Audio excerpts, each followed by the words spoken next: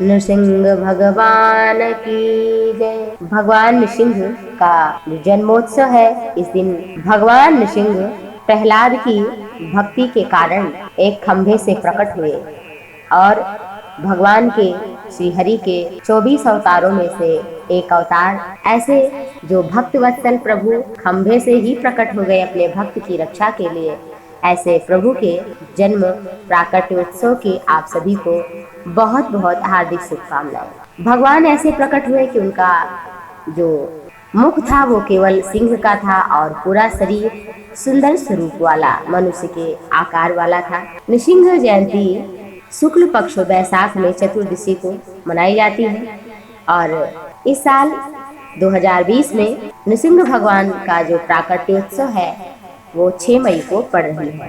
भक्तों को चाहिए कि सूर्योदय से पहले उठें, स्नान करें, शुद्ध वस्त्र धारण करें। इस दिन देवी लक्ष्मी के साथ नृसिंह भगवान की पूजा करें। इससे भगवान नृसिंह प्रसन्न होते हैं। उन्हें नारियल, मिठाई, फल, केसर, पुष्प जो भी हो वो चढ़ाएं।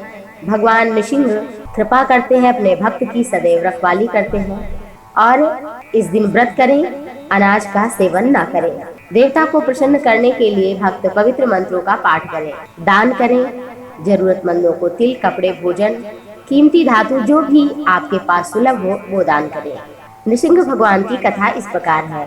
हमारे हिंदू सनातन संस्कृति में श्रीमद् भागवत महापुराण जो भगवान का तेनेयम वांग्मयी, जो भगवान का स्वरूप ही है, ऐसे श्रीमद् भागवत में कथा आती है कि ऋषि कश्यप और उनकी पत्नी दिति से हिरण्य कश्यप और हिरण्याक्ष नाम के 2 पुत्र हुए। हिरण्याक्ष भगवान विष्णु द्वारा पृथ्वी देवी को बचाने के लिए भगवान गए और हिरण्याक्ष का भगवान पाताल लोक से, वरुण लोक से मार करके पृथ्वी को ले आए। हिरण्याक्ष की जब मृत्यु हुई तो बदला लेने के लिए हिरण्यकश्यपु ने बड़ी तपस्या की और ऐसी दुस्तर तपस्या की कि ब्रह्मा जी को प्रकट होना पड़ा। ब्रह्मा जी ने कहा वर मांगो। हिरण्यकश्यपु ने कहा कि ना मैं जल में, मैं पहले तो उसने कहा मैं अजय हो जाऊं। ब्रह्मा जी ने कहा और कोई वरदान मांगो। हिरण्यकश्यपु बोला न मैं ऊपर मारा जाऊं, न नीचे मारा जाऊं, न जल में, न थल में, न अस्त्र से, न शस्त्र से, न दिन में, न रात में। इस तरह से उसने ये कहा प्रकृति में किसी से भी जो आपने बनाया उससे ना मारा जाऊं। ब्रह्मा जी ने सोचा कि हमने जो बनाया है उससे तो नहीं मारे जाओगे, लेकिन भगवान को तो हमने नहीं बनाया है। भगवान अपने मन में ऐसा सोचकर ब्रह्मा जी ने वरदान दे दिया। एवमस्तु ब्रह्मा जी अंतर्धान हो गए। दुष्ट लोगों की प्रवृत्ति यही होती है कि वो धन बल पाकर के दूसरों को सताते हैं। हिरण्यकश्यपु अति शक्तिशाली हुआ और सभी शक्तियों के साथ उसने तीनों लोकों पर, यहाँ तक कि स्वर्ग वो भी जीत लिया। हिरण्यकश्यपु के डर से सारे लोग कांपने लगे। उसी दौरान हिरण्यकश्यपु का एक पुत्र हुआ जिसका नाम था प्रहलाद। सबसे छोटे थे, 4 पुत्र थे हिरण्यकश्यपु के, लेकिन प्रहलाद गुणों में सबसे बड़े थे।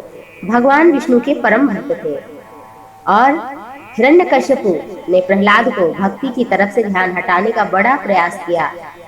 हाथी से कुचलवाया, सर्प के बीच में डाला, बहुत अत्याचार किया, लेकिन सारे उसके प्रयास विफल रहे क्योंकि प्रहलाद तो भगवान श्री हरि के भक्त थे।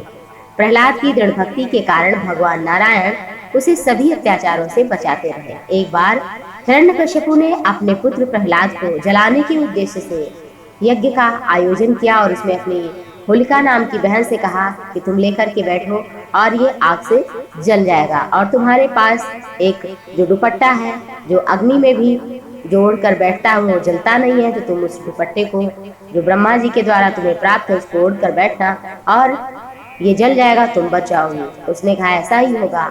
आग लगी, लेकिन दिव्य कपड़ा वायुदेव ने इतनी तेज आंधी तूफान मचा दी कि होलिका से दुपट्टा उड़ गया। होलिका तो जल गई, लेकिन भगवान के भक्त प्रहलाद नारायण के आशीर्वाद से बच गए। प्रहलाद बच गए, होलिका आग में जल गई। तभी से होली भी मनाई जाने लगी। अंत में तो हिरण्यकश्यपु ने प्रहलाद को अपने भगवान के अस्तित्व को सिद्ध करने के लिए चुनौती दी कि तुम्हारा भगवान आखिर है कहाँ। इसके लिए प्रहलाद ने कहा हमारा भगवान तो हर जगह है। हिरण्यकश्यपु ने कहा कि क्या इस खंभे में है, तो प्रहलाद ने कहा कि जब सब जगह है तो इस खंभे में क्यों नहीं। हिरण्यकश्यपु बढ़ा खंभे पर प्रहार किया और अचानक भगवान उसी खंभे से हूं हूं करते हुए बाहर आए और शाम का समय ड्योढ़ी पर ना बाहर न भीतर, न अस्त्र से न शस्त्र से, और न रात में न दिन में, न जल में न थल में, ड्योढ़ी पर भगवान सिंह बैठे और खेल करते करते अपने वज जैसे नाखूनों से, अस्त्र शस्त्र से नहीं, वज जैसे नाखूनों से उसके पेट को फाड़ डाला। उसकी आंतों की माला भगवान सिंह ने पहन ली और इस तरह से हिरण्यकश्यपु का वध किया, अपने भक्त प्रहलाद की रक्षा की। और सारे देवता, ऋषि मुनि, यक्ष, गंधर्व, किन्नर, नाग, सभी लोग के पक्षी, गरुड़ इत्यादि कांपने लगे। ब्रह्मा जी आए, भगवान शंकर आए, लेकिन भगवान नृसिंह का क्रोध शांत ही नहीं हुआ। तब सभी लक्ष्मी जी आई, वो भी डर गई, क्योंकि उन्होंने ऐसा रूप ना कभी देखा था न सुना था। तो सबने कहा यदि उनके भक्त प्रहलाद जी चाहे तो भगवान शांत हो सकते हैं। और जैसे ही भगवान के पास प्रहलाद जी गए, भगवान के नेत्रों से अश्रु बहने लगे। भगवान बोले कि बोले प्रभु प्यारे प्रिय कोमल तिहारे अंग, असुरी ने मारे मम नाम एक गाने में, गिरते गिराए पुनि जल में डुबाए, हाय अग्नि में जलाए कमी राखी न सताने में, उर से लगाए लपटाए कहाँ बार बार, करुणा स्वरूप बने करुणा दिखाने में, मंजुल मुखार बिंद चूमी चूमी काहे प्रभु क्षमा करो पुत्र, मोहि देर भई आने में। जगत तो भगवान से क्षमा मांगता है, लेकिन आज भगवान के नेत्रों से अश्रु बह रहे हैं। भगवान नृसिंह ने कहा हाथ जोड़कर, हे प्रहलाद क्षमा कर दो हमें। प्रहलाद तो डर रहे थे, बोले प्रभु मैं। भगवान ने कहा हाँ प्रहलाद, मुझे आने में इतनी देर हुई, तुम्हें इतना सताया गया, मैं इतनी देर में आया। इसलिए बार बार प्रहलाद के मुख को चूमते हुए भगवान ने क्षमा मांगी। और जब से नृसिंह भगवान को प्रहलाद ने खंभे में प्रकट किया, तब से मूर्ति की पूजा होने लगी। काढ़ कृपान कृपान कहो पितु काल, कराल बिलोक न भागे, राम कहाँ सब ठाऊं है खम्भ में, हाँ सुनी हाँ के हरि जागे, बैरि बिदारी भये विकराल कहे, प्रहलाद के अनुरागे, प्रीति प्रतीति भई तुलसी तबते सब पाहन पूजन लागे। जब से प्रहलाद ने खंभे से भगवान को प्रकट किया, तब से मूर्ति की पूजा होने लगी। भगवान ने प्रहलाद से कहा कि प्रहलाद कोई वर मांग लो। प्रहलाद ने कहा प्रभु आपने मुझे क्या दिया ही नहीं, सब कुछ तो दिया। भगवान ने कहा क्या? कहा ब्रह्मा जी को आपने कभी क्या गोद में बैठाया? भगवान ने कहा नहीं। कहा शंकर को? कहा नहीं। लक्ष्मी को? भगवान ने कहा नहीं। तो कहा जो शंकर को, ब्रह्मा को, लक्ष्मी को सुख नहीं मिला वो हमें मिला, मैं आपकी गोदी में विराजमान हूँ। भगवान ने कहा फिर भी कुछ मांग लो। कहा प्रभु जो मांगता है वो तो बनिया है, वो भक्त कहाँ है, लेन देन तो व्यापार हो जाता है। भगवान ने कहा फिर भी कुछ तुम मांग लो। प्रहलाद ने कहा कि हमारे पिता ने आपको बड़े अपशब्द कहे हैं, हो सके तो हे नाथ आप उन्हें क्षमा कर दो।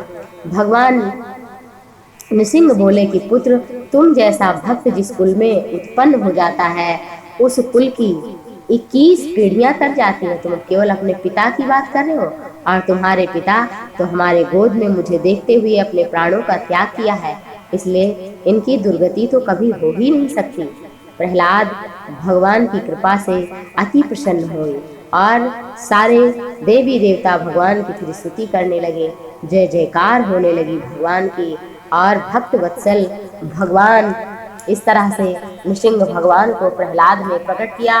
और नृसिंह जयंती पर जो इस कथा का श्रवण करता है, भगवान की इस दिन पूजा करता है, भगवान की कृपा उस पर, उसके परिवार पर बनी रहती है, वो निश्चित ही भगवान के परम पद को प्राप्त कर लेता है। तो ऐसे हैं कृपा वत्सल भगवान श्री हरि।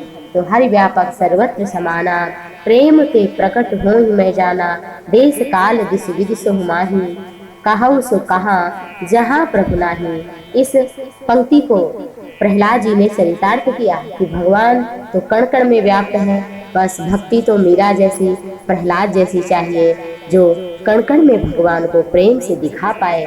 तो ईश्वर तो हर जगह व्याप्त है। ईश्वरः सर्वभूतानां हृदय से अर्जुन तिष्ठति। भगवान भी कहते हैं कि हे अर्जुन, भगवान तो सभी प्राणियों में कण कण में व्याप्त है, लेकिन प्रकट करने वाला चाहिए। ऐसे भक्त और भगवान की जय। नृसिंह भगवान की जय, भक्त वत्सल भगवान की जय, प्रहलाद की जय। जय जय श्री सीताराम।